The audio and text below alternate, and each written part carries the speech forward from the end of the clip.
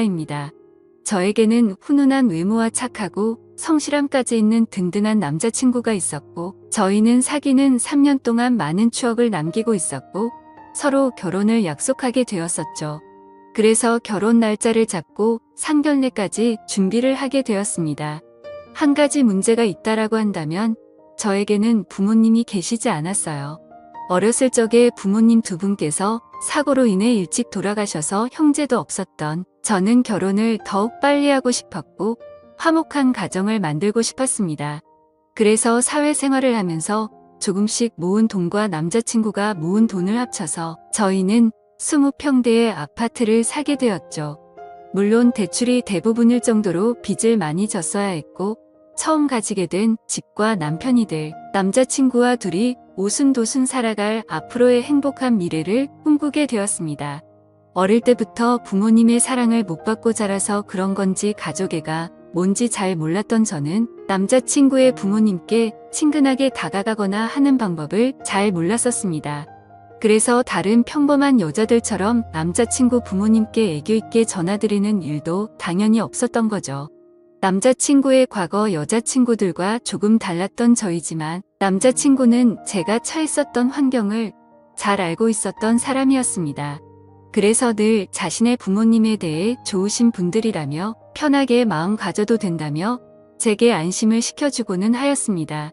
아무튼 그렇게 시간이 흘렀고 약속된 상견례 날이 다가왔습니다. 정말이지 남편이 될 남자친구의 부모님 앞에서 혹여나 실수라도 할까봐 제 가슴이 계속 콩닥콩닥 거렸습니다. 긴장을 많이 하게 되어서 심호흡도 길게 쉬어보고 청심환도 먹고 달달한 사탕도 씹어보며 남자친구의 부모님을 기다리게 되었었죠.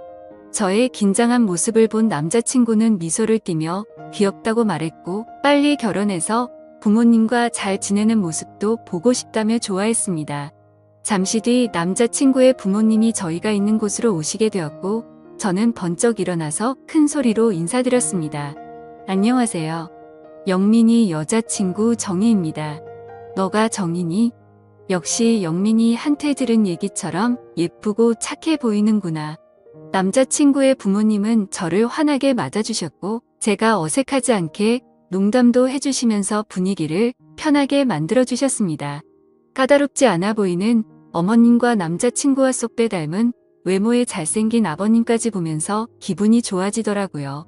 저는 앞으로 예비 시부모님과 사이좋게 지낼 생각에 더욱 행복한 결혼 생활을 꿈꾸게 되었습니다. 그렇게 결혼을 앞두고 설레임에 기쁜 나날을 보내고 있었을 때였습니다. 어느 날 제가 회사를 마치고 집에 돌아왔는데 남자친구가 시무룩한 목소리로 전화를 걸었습니다. 자기야, 무슨 일 있어? 목소리가 왜 그래? 그러자 남자친구는 나 할 말이 있는데 잠깐 들릴게. 괜찮지? 라고 말하더라고요. 평소 활기찬 목소리였던 남자친구가 풀이 죽은 듯한 목소리라 걱정이 되었습니다. 그런 적은 처음이었고 그래서 좋은 일은 아닌 것만 같아 불안한 기분이 들었습니다. 곧이어 남자친구가 제가 혼자 살고 있는 집에 들어왔습니다. 저희가 대출을 받아서 살 아파트에 우리 부모님도 모시고 살아야 할 것 같다고 하더라고요. 그게 무슨 말이야?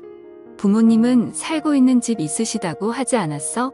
사실은 아버지가 예전에 사업하시다가 빚이 생겼었는데 금액이 점점 커져버려서 집을 내놓으셔야 된다고 하셔.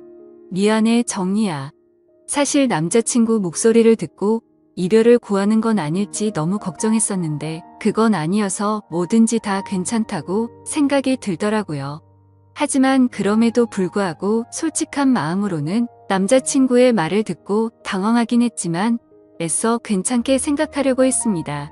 남자친구의 마음도 이해가 가고 시부모님들이 안쓰럽게 느껴지기도 했고 어렸을 때부터 부모님이 일찍 돌아가셔서 부모님의 품이 늘 그리웠던 저였던지라 시부모님과의 동거에 대한 설렘도 생기게 되었습니다. 그래서 대답했죠. 응, 그래, 괜찮아. 시부모님들 좋으신 분들 같고 같이 살다 보면 편해지고 즐거운 날도 많겠지. 그러자 남자친구는 이해해줘서 정말 고맙다면서 최대한 빨리 독립을 할 수 있게 자신이 노력하겠다며 평생 행복하게 해준다고 말하더군요. 그렇게 이후 계절이 바뀌었고 저와 남자친구는 예정대로 결혼식을 올리게 되었습니다.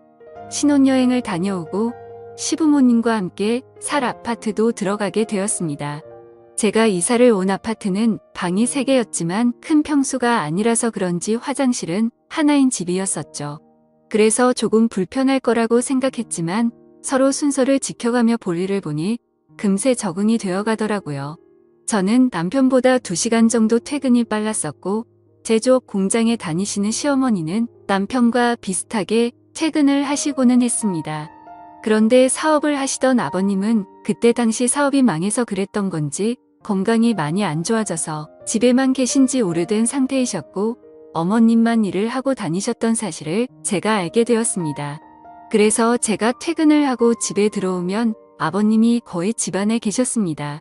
그러던 중 하루는 제가 퇴근하고 집에 왔는데 화장실이 너무 급해서 집에 오자마자 화장실로 들어갔었죠. 시원하게 볼일을 보고 밖에 나왔는데 그때 아버님이 방에서 거실로 나오시더라고요. 그래서 뒤늦게 인사를 드렸습니다. 잠시 후 저는 아버님께 저녁 식사를 준비해드리려고 나왔는데 아버님께서도 소파에 나와 계셨습니다. 남편과 시어머니는 밖에서 식사를 하고 오는 일이 잦아서 주로 저와 시아버님 단둘이서만 저녁을 먹는 일이 다반사였습니다. 저는 저녁 준비를 다 하고 머쓱하게 아버님, 저녁 준비 다 됐어요라고 말했고 아버님이 오냐 하고 식탁으로 성큼성큼 오셨습니다. 그런데 자세히 보니 아버님이 러닝 아래에 짧은 바지를 입고 오시더라고요. 저는 민망하고 당혹스러워서 눈을 어디다 둬야 할지 몰라 했습니다. 그런데 그 순간에도 저는 아버님의 상체를 보았는데 운동을 자주 하셔서 그런지 몸도 다부지고 좋으시더라고요. 어색한 기운이 돌기는 했지만 아버님과 저는 아무렇지 않게 식사를 마쳤고 저는 설거지를 하려고 그릇을 집어넣고 있었습니다. 그때 아버님이 정수기에 물을 뜨러 가시면서 제 뒤를 스쳐 지나가셨습니다. 남편과 닮아 얼굴도 잘생기셔서 그런 걸까요? 아버님과 가까워지는 게 저도 모르게 두근두근 거려서 기분이 묘하더라고요. 얼마 전 남편이 말하기를 아버님께서 사업도 하셨었지만 그 핑계로 어머님을 놔두고 여러 여자를 만나고 다니셨다는 말이 문득 생각났습니다. 얼굴뿐만 아니라 몸도 멋지신 아버님을 보니 그 여자분들이 아버님께 목을 메었다는 게 이해가 되었고 저도 모르게 아버님이 더욱 매혹적이게 느껴졌습니다. 하지만 일부러 그런 게 아니실 텐데 저만 쓸데없는 생각을 하는 것 같아 제 자신을 보며 순간 부끄러운 마음이 들더라고요.